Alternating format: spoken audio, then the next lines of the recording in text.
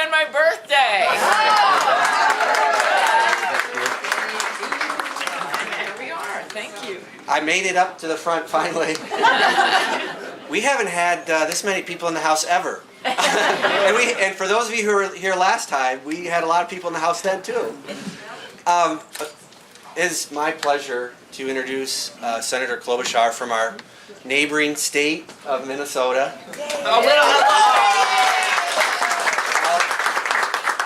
the Iowa of the North. all Minnesota jokes aside, I'm glad you made it to safety here.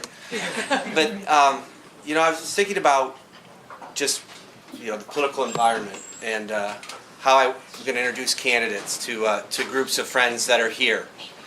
And you know, when you show like a contrast, sometimes it becomes more clear. You know, you hold something up to the light and it shows that contrast of what something is saying or doing, and it's just easier to understand things.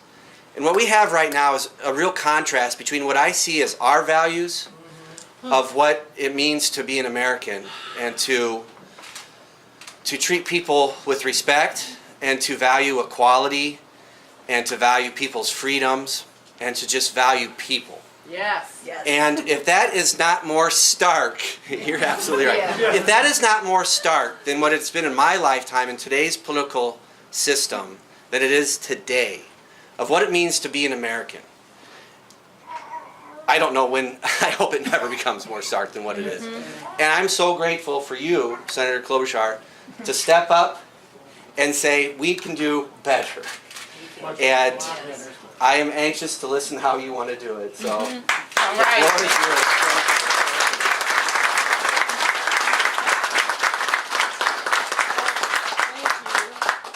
Thank you. Does this help for people way in the back? Okay.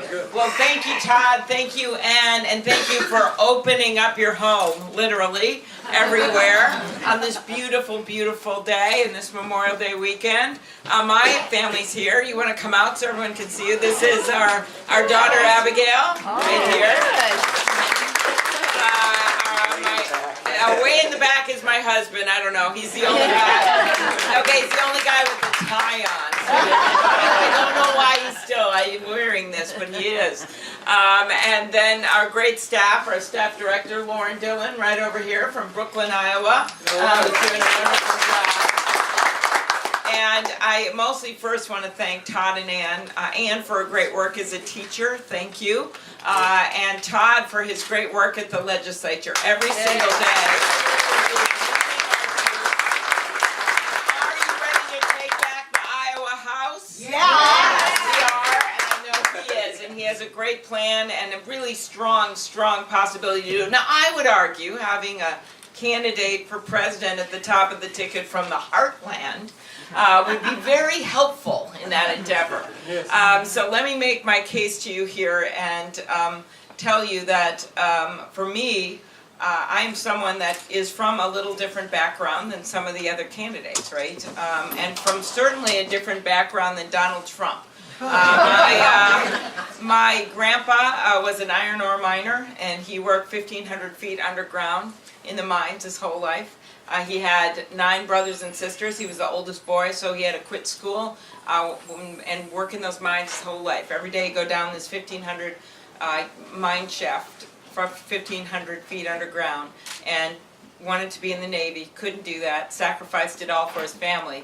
And then he had 2 kids with my grandma Mary, and that would be my dad and my Uncle Dick. My Uncle Dick lived in Rochester his whole life. And my dad actually was the first to go to college in their family, first to graduate from high school, and he got a 2-year degree up in northern Minnesota, and then he ended up finishing up at the University of Minnesota. And from my mom, grew up in Milwaukee, and she was a teacher. She got her teacher's degree there, moved to Minnesota, and she taught 2nd grade until she was 70 years old. Oh, bless her heart. And I literally still have people that come up to me and say that she was, there you go, America needs public schools, pretty good, and say that she was their favorite teacher. And the favorite thing that she taught that she loved so much was the unit on monarch butterflies. And she would, on the day that she released the butterfly with all the kids around her on this beautiful spring day, it reminds me of it, she was surrounded by those kids, and she would wear a monarch butterfly outfit, a tunic, a tights, antennas, a sign that said "To Mexico or Bus." And then she would go to the grocery store afterwards in that outfit. And I never understood why, except she thought it was funny and everyone did that. But after she died, at the visitation a week later, this mother comes up with her tall son who was very disabled, and she says, you know, she's crying, she's like, this is my son. She said, he had your mom for 2nd grade, and she was his favorite teacher. And he loved learning about the monarch butterflies. And when he graduated from high school, he got a job bagging groceries at this store. And every single year, your mom in that outfit, the day she released the butterfly, would go to that store, get her groceries, stand in his line, and give him a big hug. So that was my mom. And she was something. And so I literally stand before you today as a granddaughter of an iron ore miner, as a daughter of a teacher and a newspaperman, as the first woman elected to the U.S. Senate from the state of Minnesota, and a candidate for president of the United States.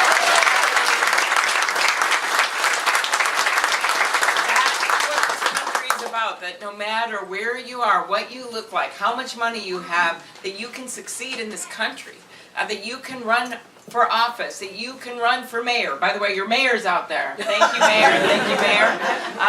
That you can do something. And that is what bothers me so much about this guy in the White House right now, right? He doesn't see it of that kind of success. He doesn't see it in terms of bringing people together and allowing everyone to pursue these opportunities, because he is constantly pursuing chaos. That's how he kind of cements his power every single day, much at the expense of our nation and our values and what we stand for. I announced my candidacy, if you didn't notice, in the middle of a snowstorm. Yeah. I thought that would kind of make Iowa and Minnesota proud. Here's that, someone just brought me a hat, Ann's sister. Where is that? Somewhere. You got to bring it over so you can, yeah. It's somewhere back there, pass it forward. Pass it. Oh, okay, here it is. So anyway, I love this. So she brought this, and she knit this for me in honor of beautiful, amazing. Maybe she's saying I should have been wearing that day. But people remember that, and I decided I'm not bringing that thing indoors, even though we had no prediction of snow. We ended up with something like 10 inches of snow, all of it on my head.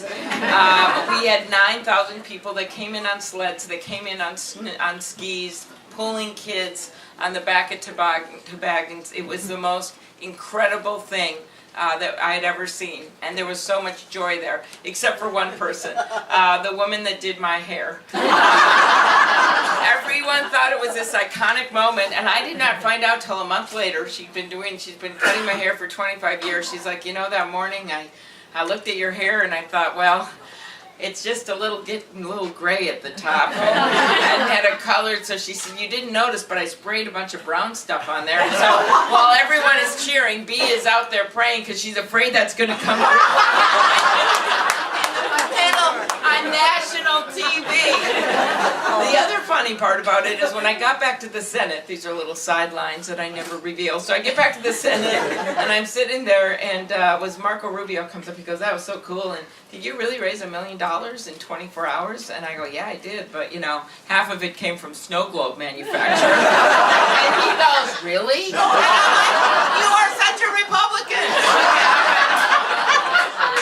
So, but in fact, I chose that location for a very important reason. One, I wanted to show we had grit in this campaign, and we knew from the beginning we're underdog, smaller state from the middle of the country. By the way, Jimmy Carter told me the other day he still had less support than me, half the support of me nationwide, because no one knew who he was. Guess what? Because of Iowa, because of New Hampshire, because he got into living rooms like this one, he won. Yeah. And so we wanted to show that grit. We also wanted to use the river to make the point that rivers connect us. Rivers especially connect us in the middle of the country, and that it's time to cross the river of our divides to get to a higher place in our politics. And then the last thing, it was 1.5 miles from where that bridge fell down in the middle of the Mississippi River in the middle of a beautiful summer day. And the whole country was riveted on that moment that day. And what they saw was community. They saw people that didn't run away from that disaster, even though they didn't know why it happened. They ran toward it. They saw an off-duty firefighter that tethered herself to the side of the riverbank, diving in and out looking for survivors in those mangled cars and trucks. They saw a tasty truck. This guy that could have saved his life by ramming in the back of a school bus while the bridge was collapsing, but he veered off and burned to death in his cab. They saw a school bus that plummeted 30 feet down, hanging on the precipice, 30 kids on that bus, a school camp counselor named Hernandez, an ordinary person who did an extraordinary thing. It looked like that bus was going to go in the river, and the back door got open, and he could have just run off, but he got every single kid off that bus to safety. That is community. That is something that Iowa, through disasters, through floods, through the good times and the bad times, has always believed in, that we help each other. And that is why I am running for the President of the United States, because we must restore the heart of this country.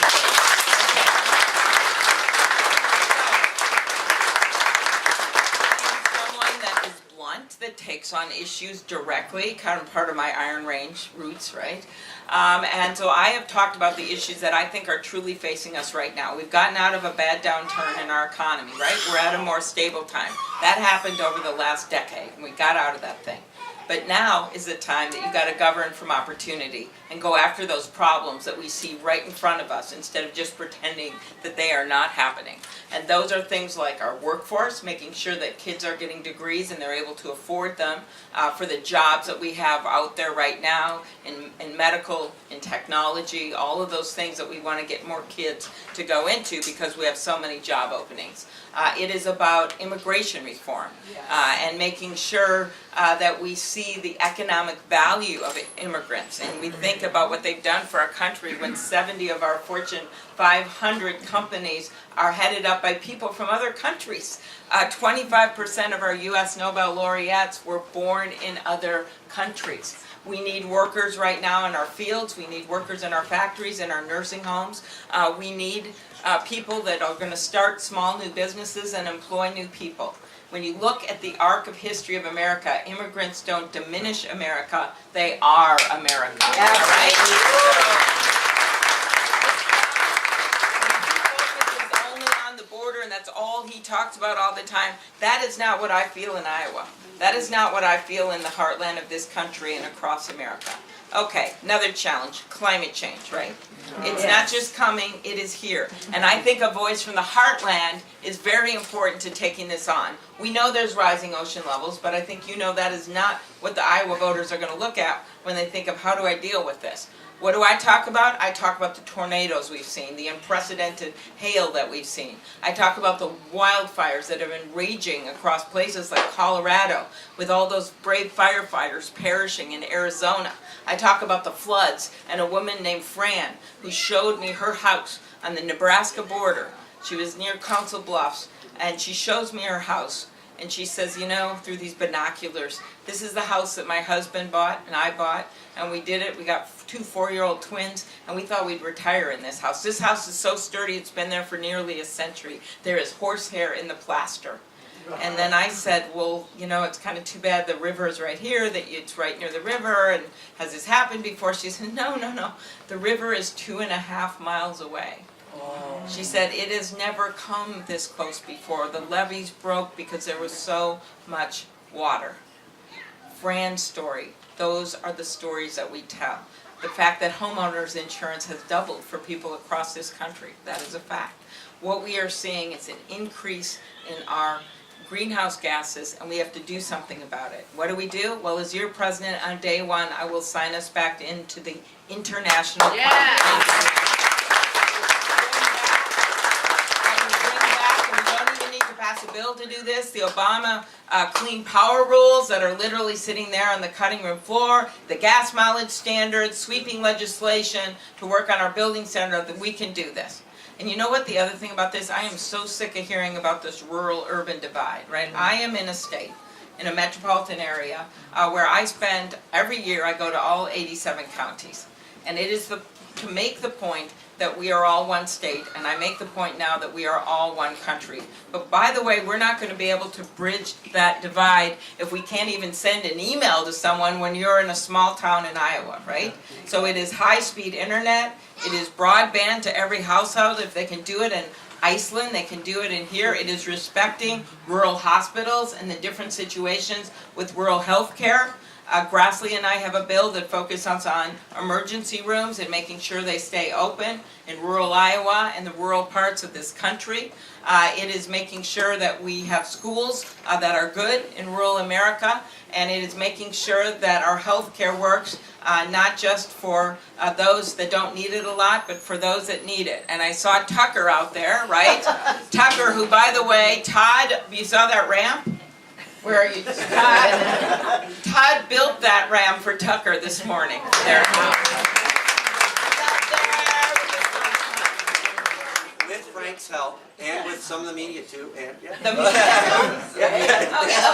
that's very impressive with the joy effort. And I know that Tucker took on the issue, right, of Medicaid and the bad decisions by the Republicans and the Republican governors to privatize Medicaid in the state of Iowa. So that's the first thing we need to change when it comes to health care. And by the way, that means having someone on the ticket that gets that you're not just running for yourself, you're running for the state legislators that are on the ticket. Every time that I've run in Minnesota, we have done well across the state. This time, we flipped our state house with me at the top of the ticket from red to blue. We did that, and I think we've got to look at it as a building momentum across the state. And that gets me to this issue with health care. We need to reduce premiums, and to me that means universal health care. You do it with a public option. You can use Medicare, you can use Medicaid. This is something we wanted to do to build on the Affordable Care Act. But what do these guys want to do? They want to take away the protections on pre-existing conditions. What would that mean to someone like Tucker? Well, you can see what it would mean. What would it mean to half the people in this room that already have pre-existing conditions? And that's why I will stand tall to defend that Affordable Care Act, just like your great two new members of Congress in the state of Iowa, Cindy and Abby, have done. Pharmaceutical prices, I brought as my guest to the State of the Union, Nicole Smith-Holt, whose son was a suburban restaurant worker, a manager in a suburban restaurant in the Twin Cities. He was diabetic, and insulin used to be $18 a vial. Now it's $1,200 a month because there's no competition and because the pharma companies think they can run everything and make all this money off of people. That guy, hard-working guy, after he aged off his parents' insurance at age 26, he had to start rationing it. He got the numbers wrong and he died. And she was sitting there at the State of the Union looking down at the president who had promised us he was going to do all kinds of things when it came to pharma. Well, I can tell you I lead the bill on Medicare negotiation for drug prices. I lead the bill on bringing less expensive drugs in from safe countries like Canada. And I lead the bill with Senator Grassley that says we're going to stop allowing those big pharma companies to pay off generics to keep their products off the market. So I can tell you one thing, when you look at my record, when I'm in there as president, the pharma companies think they own Washington, well they won't own me.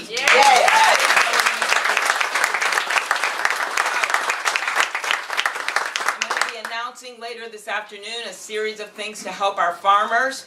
This administration have been granting oil waivers, I don't know if you know about this, to companies like Exxon and Chevron so that they don't have to meet the renewable fuel standard. That's what they've done, more than any other administration. Escalating. It used to be just a few small refineries. They have now done it dozens and dozens and dozens of times. It's drove the price down. It's made it harder for biofuels, which is a very important industry in the state of Iowa. They have just, as you know, farm bankruptcies are skyrocketing because of the mess they've created with trade. And maybe the president should spend a little less time tweeting and a little more time at the trade negotiation table. I think that would be helpful. Those are the things that I am focused on right now. And I want to take your questions, but I mostly want to end with something that is on every voter's mind in the state of Iowa, every voter's mind in the Democratic Party, and that is that we have to win, right? Yes. We have to win. And we have so many good candidates. So the first thing is that no matter who is our candidate, we're going to unite, right? Absolutely. We are going to get behind the person. The second thing is, let me make my case. I am the Midwestern candidate. I am someone who has not done this just once, but twice, but 3 times, won every single congressional district in my state. Yay. Including all of the red rural congressional districts, including Michelle Bachmann's. Oh. And I have done that, as you can see, not by selling out on our values, but by meeting people where they are, by going not just where it's comfortable, but going where it's uncomfortable. Yes, I did a Fox Town Hall, because we've got a lot of people in rural Iowa, and we've got Democrats and independents that watch that station. I don't agree with a lot of what they say, but I went on that Fox Town Hall in Milwaukee. We had a record 1.6 million people watching it, and I said it was like being a Vikings fan on Lambeau Field. Wisconsin on Fox, okay? But I have done that repeatedly because I think that's how you pick up support. Because we don't want to just win this primary. Right. Anyone can win. We want to win the general election, and we want to make sure that Todd becomes not the minority leader, but the Speaker of the House. And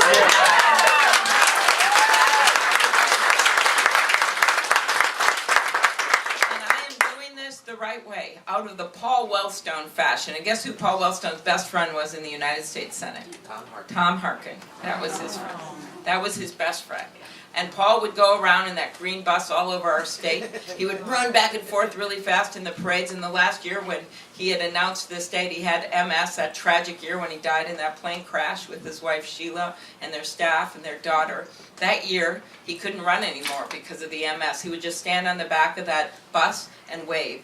But the most amazing thing about it, because I campaigned with him all that year, because I was running for re-election as county attorney and I had no opponent. Sounds nice right now, and I have like 25 of them or something. But I would campaign with him, so I saw it. I saw what happened. He'd stand on the back of the bus and wave, but there were so many people in those green shirts running around that bus that created so much energy that you didn't even realize he wasn't running himself. That's what you are going to have to do for our candidate. I hope it's me, because I can tell you I got the grit to win. We are up to number 6. Yeah! In the early states, which includes this one, and we are not like going like this, we are going like this. That is how I've always run my races. We had a good fundraising quarter. We actually ended with $7 million in the bank. And when someone said to me, are you going to raise enough money to win when you're not from one of those big states? I said, I've done it every time. I've always had people run against me with more money, and I've always won. And I have done it. My favorite one was the year I was running for Senate. No one could pronounce my name around the country. It's Slovenian, by the way. And so I finally ended up calling every single person I knew in my life. I thought that'd be easier than trying to get these national people to call me back. And that is when I set what is still an all-time U.S. Senate record. I raised $17,000 from ex-boyfriends. And as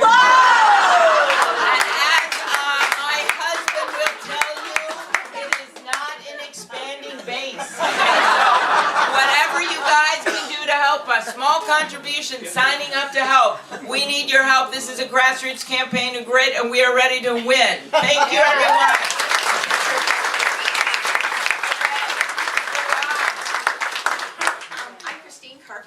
And I'm from the Cedar Valley Cancer Committee Beyond Pink team. And we're based mostly in Waterloo, Cedar Falls, but we serve several northeastern counties. And we're a member organization of the National Breast Cancer Coalition that has a public policy platform. Which I gave to you actually in Waterloo about 2 months ago. And in the public policy platform there are 3 pillars. The first one is research, and the research needs to be sufficient, transparent, and accountable. Right. And the second pillar is guaranteed access to quality, evidence-based, patient-centered healthcare for all. And the third one is influence, so that educated advocates sit at all the decision-making tables for healthcare, research, that sort of thing. Would you sign our public policy platform? Well, of course. So Thank you. I got one here. We'll do it before you. So, what I will say about about this is I actually was the lead Senate author of the Early Act, which got at young women that get breast cancer, which is very devastating. Oftentimes they'll have young kids or they just won't be at a stage in life that they're ready for it. I did that with Congresswoman Debbie Wasserman Schultz after she announced that she had breast cancer, but I knew secretly for a long, long time, and we led that bill together and actually got it passed as part of the Affordable Care Act. And this is just a devastating diagnosis for so many women, and more needs to be done. So I thank you for your leadership, and we're ready to go. Because I personally, it's not just breast cancer, it is Alzheimer's. It is all of these diseases that we see out there. We need to put more funding, right, into NIH. When we were in the Ted Cruz induced shutdown, as I like to call it, we went on cruise control, the entire nation. I actually put my salary to NIH because I wanted to make the point that there wasn't enough research on life-threatening diseases being done. So thank you. Okay, next. Yeah. Hi. Hi. I want to thank you for what you do on drug pricing. I have a Yeah. daughter, an adult daughter who has multiple sclerosis, and one of her medications, just one, is $7,000 a month. Wow. So it's a very important issue to me, and healthcare in general is a very important issue to me. I don't know if you recall, but I had been at one of your previous events, and I talked about the fact that I have bilateral sciatica, Yeah. and I had concerns about the unintended consequences that we see in some of our bills. And we have situations now where people like me who suffer from pain are now being told by their doctors they need to sign pain medication contracts, and that they need to take these medications daily, when this was a medication I would use a few times a year, you know, if I couldn't get out of bed and walk.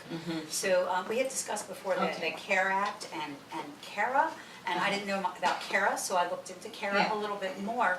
And I was just wondering if you had any time to give any more thought to it, because CARA has a provision in it that very much concerns me, where you have to refill prescriptions like every 3 days. And this is CARA 2.0. Okay, and well, I'm a caretaker for my Okay. daughter, and I can Okay. take care of her meds. Okay. So anyway, I was just wondering if you've given any thought to Okay. whether or not you could support the CARE Act. Okay, very good. Okay. Well, since you and I talked and you asked that last question about Elizabeth's bill, I Yeah. think that's what you were focused on. Yes, yes. I've actually announced my own proposal that I think is equally, I would say, more expansive, and I show how I'm going to pay for it. So the first thing is that bill is going to be focused on, first of all, opioids, yes, but also other drugs that you can get addicted on. Because I can tell you right now, you're having a meth problem in Iowa. Used to be in law enforcement, kind of aware of these things. You've got opioids, meth, you still have cocaine around the country, especially hitting communities of color, and then of course alcohol. And I also have included mental health in this, because 1 out of 5 people in this country, 1 out of 5 people in this country have a mental health problem at some point in their life. 1 out of 2 families get hit with addiction, and it is either in their own families or someone that they know well.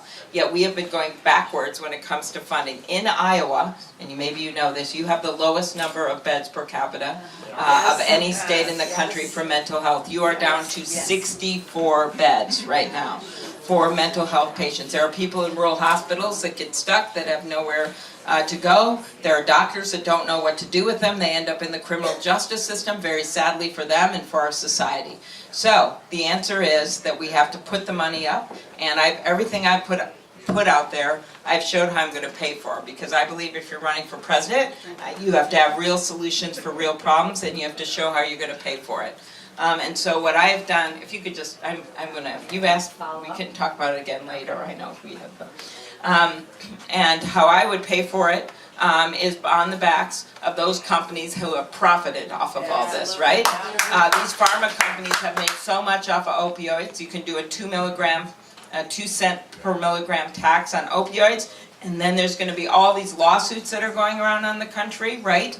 You just take that money, conservative estimate of $40 billion, and you put that into not just opioids, but mental health and those things, and we finally start putting our funding where we need for it to go. Because for so long, we have converted from this system of state hospitals for the mentally ill and done some new good things with addiction, but we haven't really put the money in to help people. We've closed down the hospitals, and now we have community-based health care, but we don't have enough going on. And for me, this is personal. My dad had 2 DWIs when I was in junior high, and by the time, right before John and I got married, he got a 3rd, and by that time the laws had changed, and he was facing either jail or treatment. And he chose treatment, and it changed his life. In his words, he was pursued by grace. And now he is 91, he's in assisted living, and about a year ago he told me, it's hard to get a drink around here anyway. In fact, his AA group comes and visits him every single week. And I believe that everyone in this country, whether they are addicted to alcohol or meth or cocaine or opioids, have the same right to be pursued by grace. And that is why I put this proposal out there. And I think it'll help, in addition to the work we've done on what I've talked about with pharma. It's going to make a big difference. But you cannot get any of this done until you're willing to take on the pharma companies, because it all goes back to that. Okay? Yeah. For more than 40 years, I've guided groups of junior high students to the Boundary Waters canoe area in northern Minnesota. Our current administration wants to grant a copper sulfide mining list to a foreign country, to a foreign company in the watershed of the Boundary Waters. They're also wanting to open up gas and oil leases on other public lands across the United States. When you become president, will you protect our public lands and our natural resources? Our public lands, and in fact, I just did a letter on this this last week to Secretary Perdue, because they abruptly stopped a study, and we want to get the results for that and get the information out there. And the concern here is that this administration, you can have a scientific review that's fair, but the way they have handled this, just not at this project, but all across the country, they don't look out for the environment first, right? That is so clear by what they've done with their attempts and their actual work in repealing so many things for clean water and clean air. I mean, the people in Flint, that's a water system, but they are still drinking bottled water, right? You look at their reaction, you look at what Secretary Pruitt did, and by the way, he would still probably be there if it wasn't for Iowa, because when he came to Iowa, because of the oil waivers I was telling you about, all these farmers were protesting him, and he resigned like 2 days later, so that was interesting. But I have very clear record on standing up for the environment. I believe that, if you live in a rural America, you should be able to drink the water.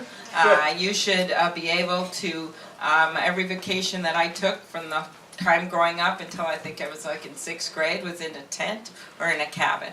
And this goes to conservation, it goes to our natural resources, and it goes to making sure that when we pass big bills like the Farm Bill, that we also have conservation provisions that are strong, which I've fought for every single time. So thank you for that question. And the last time I checked, Republicans were supposed to be stewards of the environment, right? That's it. You go back to Teddy Roosevelt, that's what he stood for, and that just hasn't been happening. Just All right. do one more question. Okay, all right, back there in the white shirt, yeah. Hi, I'm Christine. I'm originally from Charles City, born and raised on a farm here. I just had a question about the difference. Can you describe some key points of the differences between you and Joe Biden? Well, some of it's kind of obvious, how we look, and I have really worked hard not to be the one that's going out there attacking some of our fellow candidates, and I really like the vice president. I've worked with him. I've campaigned with him everywhere, and so anyway, I think I'll just focus on me and my own biography. And as I said, one of the reasons that we should be really careful how we look at all this is we want to unite behind a candidate. We want to make a decision based on who's the strongest, who can win. And I pointed to you that I've got a big track record of that, and I also have a track record of effectiveness. There was a survey recently that Vanderbilt did, and I got #1 on the metrics for Democratic senators for being effective on 15 metrics. And one example is somehow I don't think President Trump noticed it, but he actually signed 34 bills where I was the lead Democrat into law since he got in. And that's because I'm able to work across the aisle. That's been very important to me to get things done. I think having a candidate from the heartland is very important right now. You've got 2016, you look at what happened there. I always joke with my husband, he's the third of 6 boys and grew up in a mobile home. And his mom, they would always go on vacation every summer in their station wagon. And he was always a quiet kid. And they were always afraid they were going to leave him at the gas station. Maybe that happened once. And so they would always make them count off when they got in the station wagon. Well, I can tell you, with me as the head of the ticket, we're not going to leave the Midwest behind at the gas station. All right? And again, you can evaluate every candidate on your own, but the other thing that I bring to this, which I hope you see, is this ability to lead a ticket and to figure out how you do that against someone like Donald Trump. And this is what I think we need to do. I'll end with this. One, we need an optimistic economic agenda for this country, right? We need to stick with that agenda and what we want to do. That is how Abby and Cindy won this last election. That is how we won places like in Kansas, where Laura Kelly beat Chris Klobuchar in the governor's office. And that is why, by the way, because we had an economic agenda and candidate focused on the bread and butter issues, that is why I give you 4 great words in the state of Wisconsin. Former Governor Scott Walker.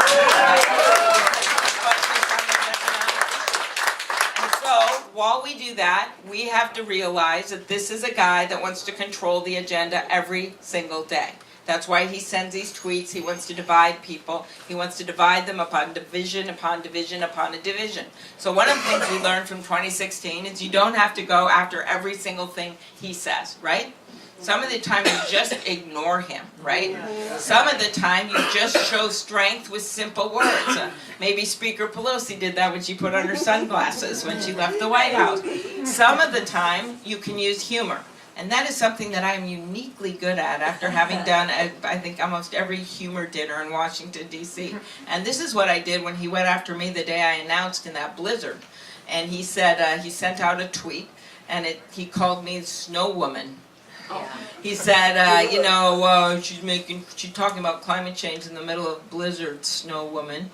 So then I wrote back, well, Donald Trump, the science is on my side, and I'd like to see how your hair would fare in a blizzard. Umbrella man. So I think using humor effectively with him is going to be very, very important.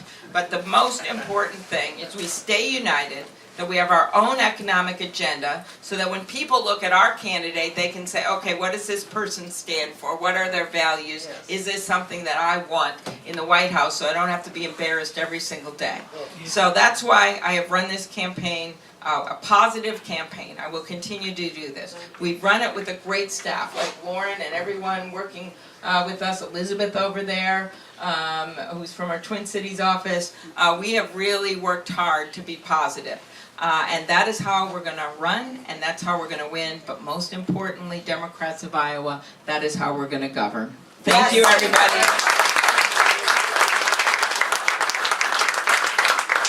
Oh, and one more thing.